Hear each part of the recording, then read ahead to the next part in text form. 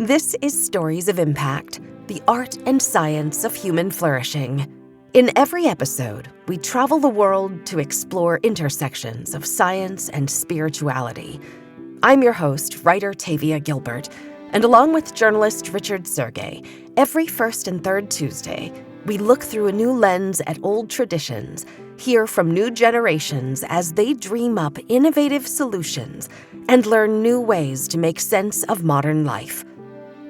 When Joshua Plotnik was a kid, he wanted to become a veterinarian and daydreamed of a future caring for animals large and small. By the time he got to college, he eagerly worked with every type of vet he could think of, from small animal vets to large animal horse veterinarians. On a summer break from his undergraduate studies at Cornell University, he interned as a zookeeper at the Central Park Zoo, and a mentor there encouraged him to reach out to the internationally acclaimed primatologist, Dr. Franz de Waal, known for his research on cooperation in primates. When the young student approached Dr. de Waal to ask if he might take him on as a PhD candidate, Dr. de Waal extended an invitation, the chance of a lifetime. Dr. Plotnik started researching chimpanzee behavior, where a lot of psychology researchers land, he says. Psychologists that are interested in understanding how cognition or intelligence evolve in humans typically look at our closest living relatives. So you would do experiments or study the great apes, chimpanzees, bonobos, gorillas, orangutans, or you might go further back to monkeys. The idea here being that if you can demonstrate certain cognitive abilities in those species, you are trying to identify in what point in our evolutionary past did a particular cognitive trait emerge. But Dr. Plotnik's interests soon expanded. Interestingly, and maybe not unexpectedly, there are other species that are quite evolutionarily distant from us. So if we look at elephants or dolphins or corvids, which is the bird family that includes crows and ravens, or even domesticated species like dogs, we find similar cognitive abilities, particularly in things like cooperation or problem solving and other traits as well. So the question is, how did those similarities evolve across these different species if it's not due to a common ancestor? And the answer is likely environmental pressures that drove the need for the evolution of more flexibility in animal behavior.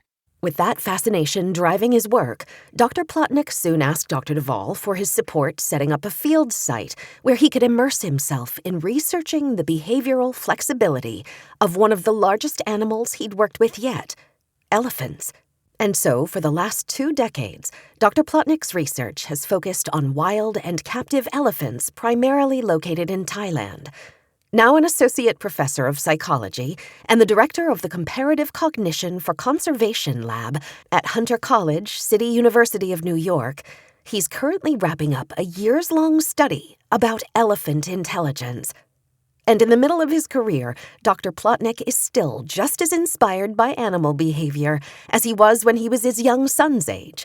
You might hear his kids in the background. I get asked a lot by kids. You've worked with elephants, you've worked with birds, you've worked with chimpanzees, you've worked with humans. Who's smarter? How can you rank the intelligence of these species? It's a great question from children, at least they're thinking about it. And I always say, we don't actually compare the intelligence of animals in that way. We don't rank it. Instead, what we say is, how well adapted are these animals for the world in which they live? Obviously, from an evolutionary perspective, we want to know how well adapted are they for the environments in which they evolved. But now, more importantly than ever, we're interested in how well adapted are they to the environments in which they now face themselves having to survive. I think that's the safest way to measure intelligence. Elephants can communicate using very low frequency of sound, which allows them to send sound waves through the ground or potentially over diverse distances, allows them to communicate in ways that make sense in dense forests or across huge savanna landscapes. That means they've evolved in a way that allows them to adapt pretty well. They have an incredible sense of smell that far exceeds our olfactory sense, an incredible sense of hearing that far exceeds our capacity for acoustic communication. And they must be using that in a way that allows them to express themselves in ways that we can't. Is that in terms of cognition? Is it in terms of behavior? We're starting to get at that. I think we understand a little bit about that, but there's still a lot of unanswered questions. But something that I'm beginning to become more aware of is I don't think diverse intelligence is necessarily only applies to differences between species. The diverse intelligence is between species, but also within species. Individuals express their behavior and cognition in many different ways and ways that differ from their friends and their family group members and from strangers. And that's something that we're still learning a lot about. The unanswered questions inspire Dr. Plotnik to keep exploring so that there's an opportunity for him to really better understand that flexibility and capacity for adaptation.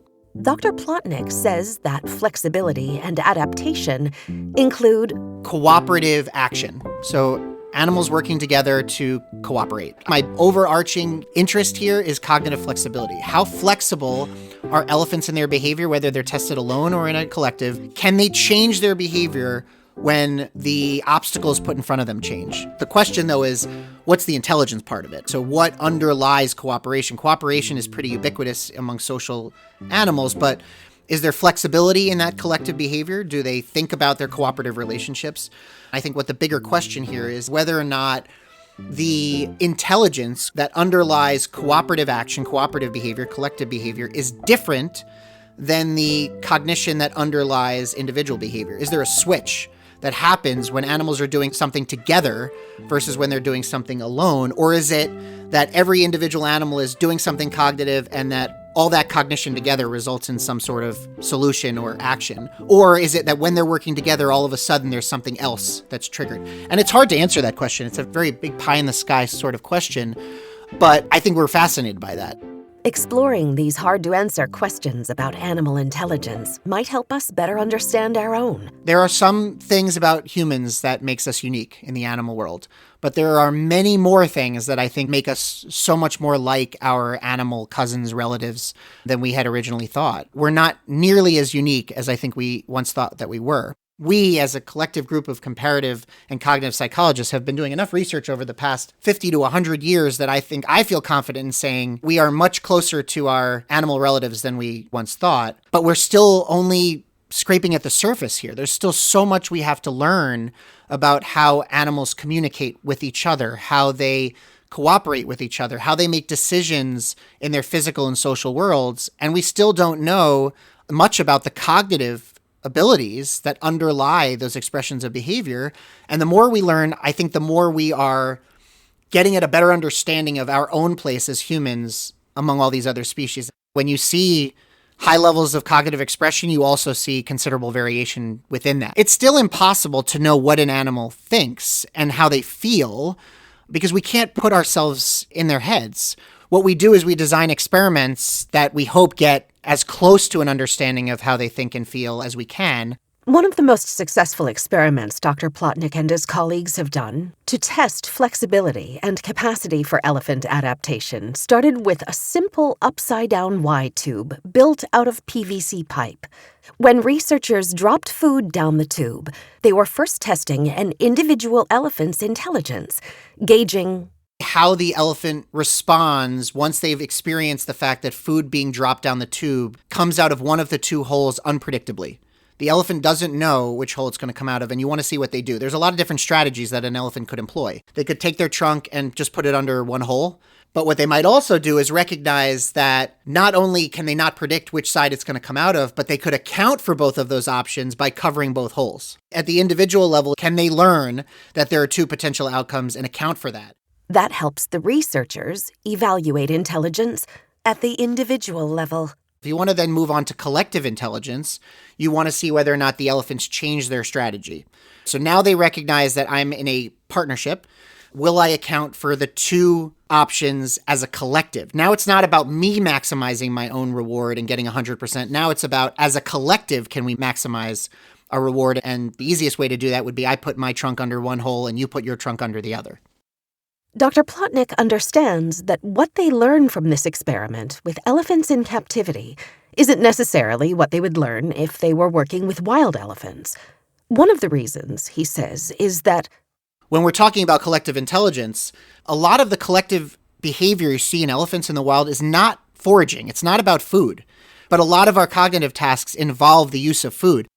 In fact, collective intelligence in elephants is largely driven by the fact that they live in matriarchal family groups, led by usually the oldest, most knowledgeable, wisest female, as it were. And all the other elephants in that herd are usually adult females.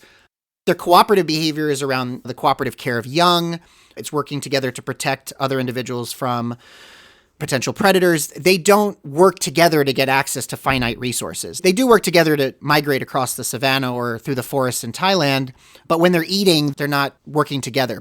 We're expanding research from the lab into the wild. The study of wild animal cognition is also relatively new and exciting, and it's something I feel very privileged to be a part of.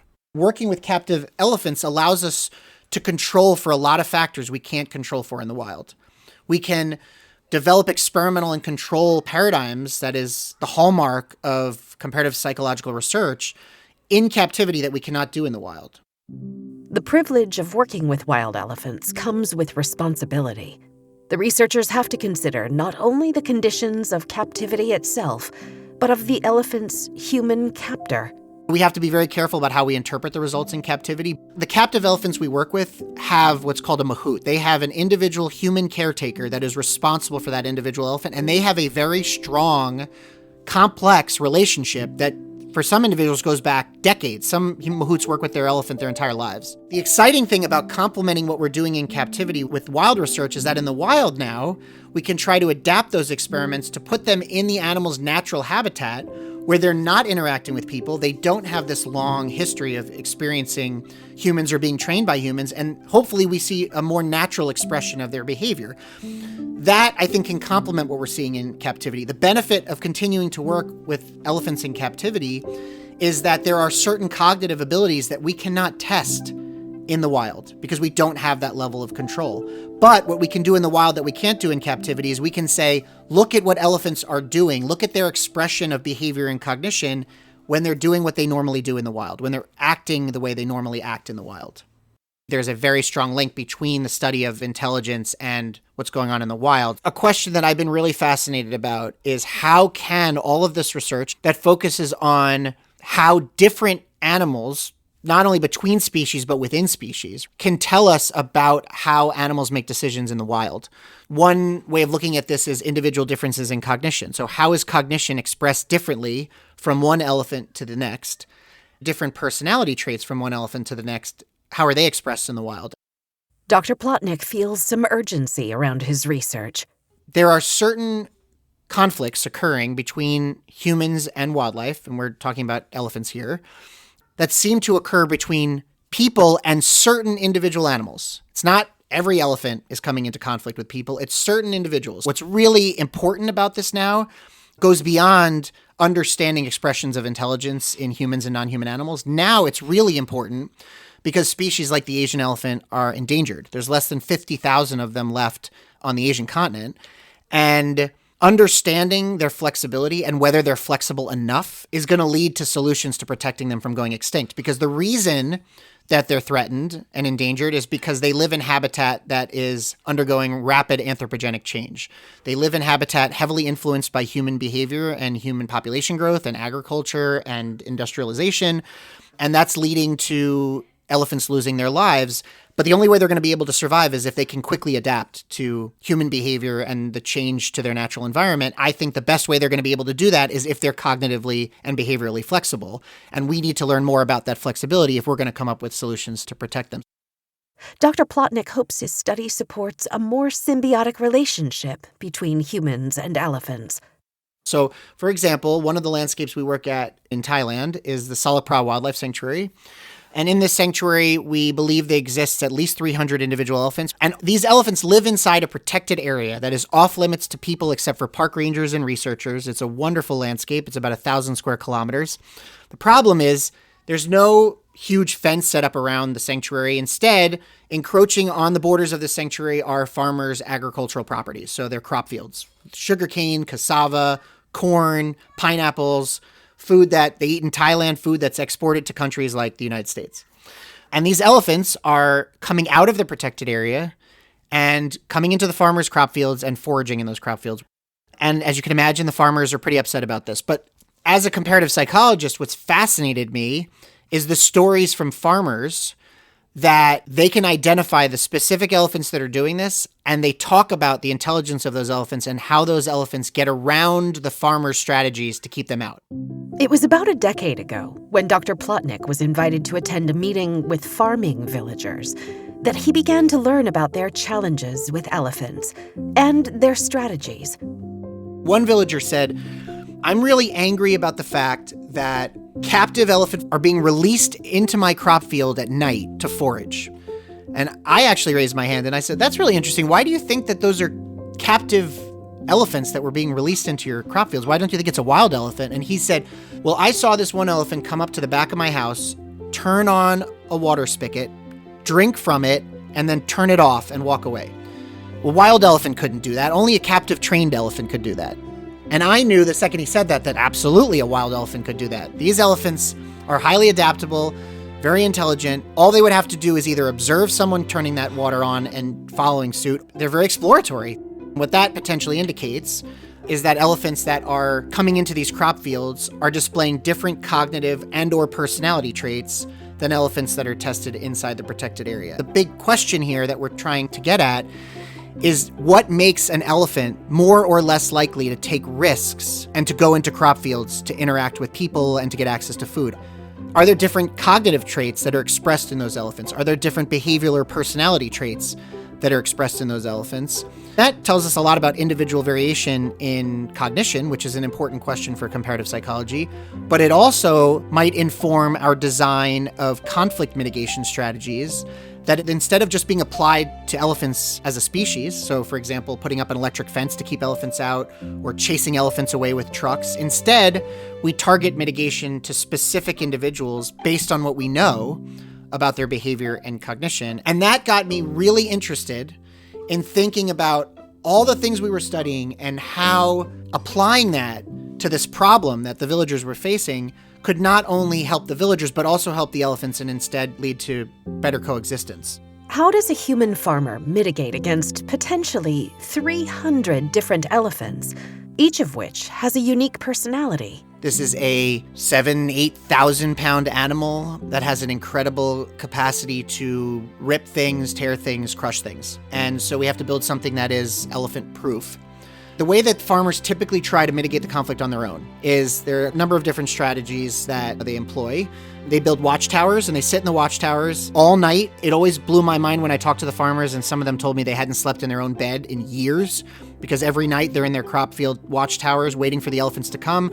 They've got walkie-talkies or cell phones and they're communicating with other farmers in other crop fields about the movement patterns of the elephants. And as soon as an elephant is getting close to their crop field, they run down the watchtower, they get in their pickup truck, and they either try to drive the elephant out of the crop field using the pickup truck, or they've built these kind of amateurish firecrackers, M80 firecrackers, that they shoot over the elephants' heads and they make a loud noise to try to scare the elephant away. They build rudimentary electric fences where they take a hot wire, they attach it to a car battery that shocks the elephant but doesn't kill them.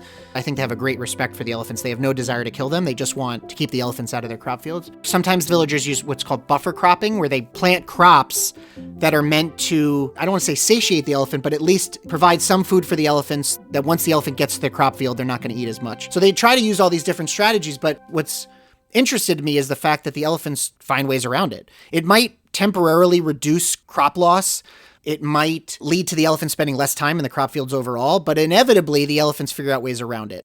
Dr. Plotnik's work might help address the problem. We've designed this device called a targeted personality device, which allows us to play back 3 different types of sensory information. One is a light that can be set up to strobe or be unidirectional. Another is a auditory playback device that plays back auditory signals like vocalizations from humans, tigers, leopards, and also novel sounds. And then we're also testing an olfactory sprayer that sprays an odor. That could be the odor of humans. So for example, something we're testing right now might sound a little gross, but it's also kind of fun. Experimenters, villagers, rangers wear t-shirts. We give them t-shirts to wear for a couple days. They sweat in them. It's a hot tropical climate. And then we extract the body odor, the sweat, and then we spray that back towards the elephants. And the combination of all of this sensory information potentially can be targeted to individual elephants based on what we've already learned about them.